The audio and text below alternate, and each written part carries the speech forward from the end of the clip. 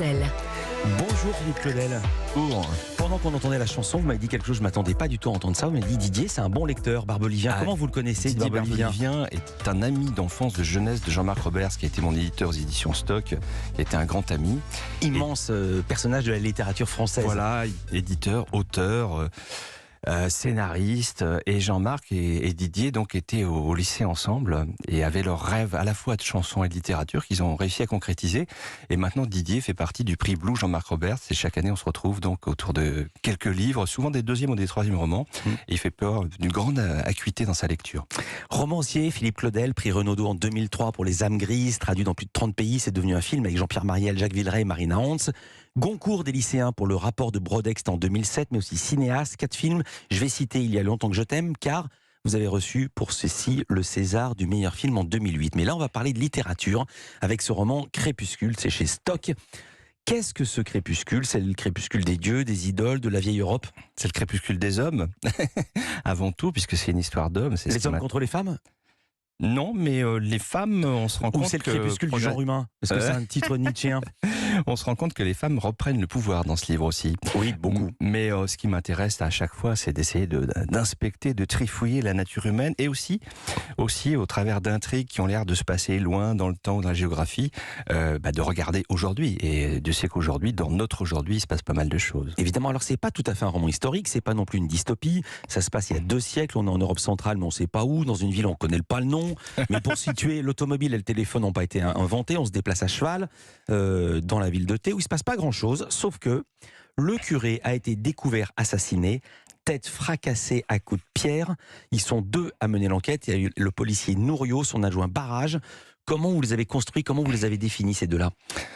On aime bien les couples en littérature et au cinéma, et surtout les couples un peu dissemblables comme ça. Nouriot, c'est un policier qui se croit très intelligent, qui est dévoré d'ambition, qui a aussi un gros problème parce qu'il n'arrive pas, ou en tout cas assez mal, à dominer ses passions et notamment ses pulsions sexuelles. Et ça va lui causer pas mal de problèmes.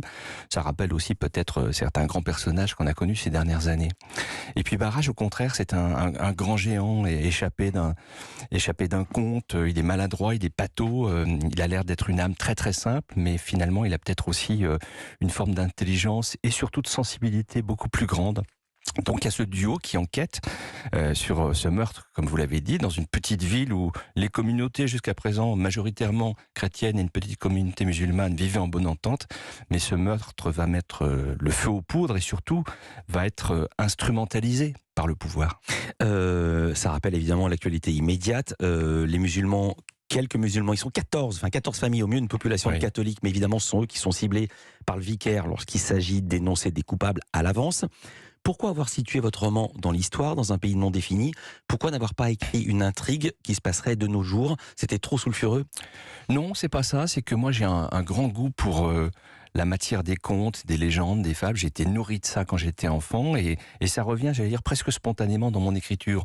Moi, ce que j'ai envie de faire, c'est de donner un plaisir de lecture et d'évasion au lecteur, avec une intrigue policière a priori, l'emmener loin. Et puis en même temps, d'indice en indice, lui faire comprendre que finalement, tout ce dont je parle, c'est simplement ce qui nous arrive aujourd'hui. Vous entretenez quel rapport avec l'Église, Philippe Claudel?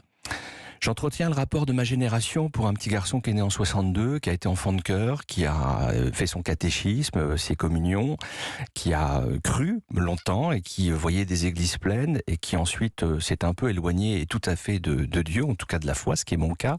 Mais quand il m'arrive encore de retourner à l'église, je vois nos églises quasiment vides aujourd'hui. Donc ça pose un vrai problème de civilisation et d'évolution des mœurs. Et moi je me demandais s'il n'y avait pas un problème entre l'église et Philippe Claudel, parce que le vicaire est islamophobe, l'évêque est vieux et alcoolique, et même il bave, et même le curé, mort, on apprend qu'il était une ordure. L'église vous a... Pardon de vous demander ça, parce qu'il y a plein d'affaires. L'église vous a fait souffrir quand vous étiez enfant. Vous avez un secret à expier? Non, pas du tout. Mais vous avez tout à fait raison, d'autant plus que quasiment dans tous mes romans, il y a des curés, le plus souvent alcooliques ou incompétents, ou qui se désolent de leurs églises vides. Mais bon, c'est une façon, j'allais dire, pour moi en tout cas affectueuse, de contempler ce que je vous disais tout de suite, c'est-à-dire en 50 ans, on a vu quand même une foi qui était très importante dans notre pays, devenir de moins en moins importante, et une population qui est en manque de repères aussi. Philippe Claudel, Crépuscule, on marque une courte pause, on revient dans quelques instants sur Europe 1. 11h. Europe 1, Culture Média, Philippe Vandel. Crépuscule, c'est le nouveau roman de Philippe Claudel de l'Académie Goncourt. Je ne dirais pas si ce n'était pas sur la couverture de ce livre, ce roman publié chez Stock. C'est assez politiquement correct quand même. C'est une dystopie, c'est un regard acide sur notre société. Mais quand même, j'ai remarqué, en gros, tous les postes à responsabilité sont tenus par des idiots et par des hommes, notamment le chef de la police, ou alors le maire, je vous cite, Égor le maire, qui était un magnifique imbécile de l'espèce des dindons. L'évêque est vieux, il bave, il jure comme un soudard. En revanche, l'imam est très sympathique, il est compréhensif, il est ouvert aux autres religions. Est-ce que c'est votre vision du monde ?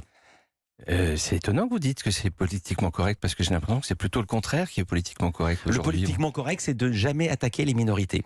De Donc, jamais attaquer les minorités. Comme les catholiques sont plutôt en majorité dans ce pays, c'est eux qu'on attaque. C'est ça le politiquement correct. J'ai l'impression que le discours est plutôt contraire aujourd'hui, qu'il est vraiment de bon ton d'attaquer les minorités, quoi. Mais bon, on est peut-être pas dans le même monde. Non, on est totalement dans le même monde. Le politiquement correct, c'est se moquer de l'Église. D'accord, écoutez, je prends votre leçon, voilà. Philippe, mais... C'est de se moquer du pouvoir. On ne se moque jamais... Le politiquement correct, c'est on se moque des puissants. Le maire qui était un magnifique imbécile de l'espèce des dindons. Donc on peut se dire, s'il est imbécile et c'est de l'espèce des dindons, comment a-t-il réussi à se faire élire maire ? Ah oui, mais je crois qu'il est dit dans le livre que finalement, il vaut mieux toujours élire le plus crétin, de façon à continuer à vivre tranquillement dans les sociétés. C'est aussi politiquement correct ? Non, j'arrive à ma question. Est-ce que c'est votre vision du monde ? Est-ce que vous pensez qu'aujourd'hui, on élit les plus crétins ? Écoutez, je suis un peu partagé sur ce point-là, c'est-à-dire que j'ai un grand respect pour les femmes et les hommes qui s'engagent en politique, parce que c'est vrai que c'est un sacrifice souvent personnel, leur vie en subit les conséquences, leur vie familiale notamment, ou conjugale. Mais en même temps, ce qui me consterne, si vous voulez, c'est d'entendre, quels que soient les camps, des discours qui sont préfabriqués. Alors, on parlait de politiquement correct, on pourrait parler de langue de bois, hein, pour utiliser une expression commune. Quelque chose qu'on dénonce toujours ici, c'est les éléments de langage. Exactement, j'allais y venir. Où la communication a remplacé la sincérité. Vous avez raison, et je trouve cette expression extraordinaire, quoi, élément de langage. Donc, on nourrit au grain, si je puis dire, une espèce de volaille qui va répéter un petit peu ce qu'on lui donne. Donc, c'est ça qui est un peu pathétique aujourd'hui, c'est de voir que finalement, la libre parole, j'ai l'impression qu'elle existe de moins en moins dans cette sphère politique. Et la vraie parole, ça fait lien avec la question suivante que j'avais préparée. Il y a beaucoup de détails de ce livre qui se passe il y a 2 siècles, ou 2 siècles et demi, c'est volontairement non précisé, et qu'on pourrait retrouver au XXIe siècle, dans notre siècle. Exemple, l'existence de, à l'époque, vérité alternative, qui s'appelle pas encore vérité alternative. Page 148, il y a un débat savoureux pour savoir, est-ce qu'il peut exister 2 vérités en même temps ? Oui, là vous mettez l'accent sur quelque chose qui a été central dans l'écriture du livre, puisqu'il s'est écrit sur plusieurs années, et nos sociétés ont été traversées quand même par des grands débats, des grandes préoccupations, des grands mouvements, et notamment, depuis l'ère Trump, mais pas seulement, par ce principe des vérités alternatives. L'expression, là aussi, c'est comme élément de langage, c'est stupéfiant. C'était une conseillère en communication de Donald Trump qui disait, il n'y a jamais autant de monde devant la Maison Blanche pour pas mon élection, je me souviens plus le jour, la grande cérémonie d'investiture, mon investiture. Et ils lui ont montré des images. Et cette dame a dit non, c'est une vérité alternative. Oui, mais c'est ça qui est extraordinaire. On peut dire quelque chose de faux. Ce n'est plus faux, c'est alternatif. Exactement. Et vous avez aussi maintenant des entreprises qui fabriquent des fake news, qui peuvent vous vendre des fake news, qui peuvent les propager. Et c'est assez simple à faire et à propager avec aujourd'hui les réseaux sociaux, les caisses de résonance que sont l'Internet. Mais donc ce monde traversé par des vérités alternatives, par le fait que finalement on met en doute ce qui était établi. Regardez aussi jusqu'à aujourd'hui la façon dont Poutine justifie sa guerre en disant que l'agresseur c'est l'Ukrainien. Ce qui est quand même absolument aberrant. Donc c'est vrai que... Et qu'il allait chasser des nazis dont on n'entend plus parler depuis des mois et des mois. Bien sûr. Et ce qui m'intéressait, c'était justement de montrer une société à l'œuvre, un pouvoir à l'œuvre, qui ne se contente pas d'un fait et d'une vérité, mais essaye d'en forger une autre. Ce qui pose la question de c'est quoi un récit historique et comment on l'amène à sa main lorsqu'on veut lui faire dire à l'histoire ce qu'on veut lui faire dire. Philippe Claudel avec nous, Culture Média continue. On va parler de cinéma, on va parler de gastronomie. Ça s'appelle Crépuscule, l'émission s'appelle Culture Média. Vous avez bien fait d'être ici, à tout de suite.